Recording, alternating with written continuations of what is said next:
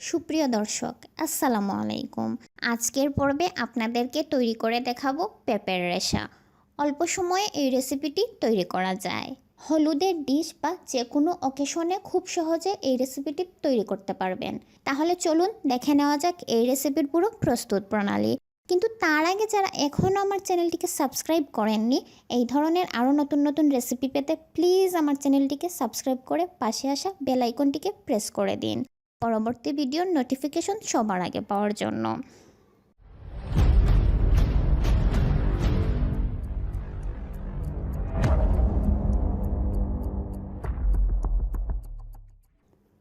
তাহলে চলুন দেখে নেওয়া যাক কী কী উপকরণ লাগবে।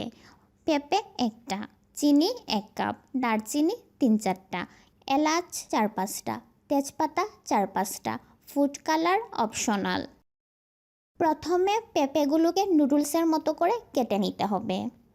কেটে নিয়ে সিদ্ধ করা লাগবে। সিদ্ধ হওয়ার পর পানি ঝরিয়ে নিতে হবে। পানি ঝরে এলে তৈরি করা চিনির শিরায় দিয়ে দিতে হবে।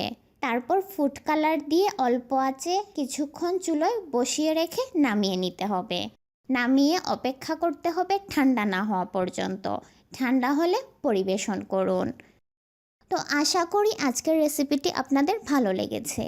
ভালো লাগলে ফ্রেন্ডস ও ফ্যামিলির সঙ্গে শেয়ার করবেন। ভিডিওতে অবশ্যই একটি লাইক দিয়ে দিবেন।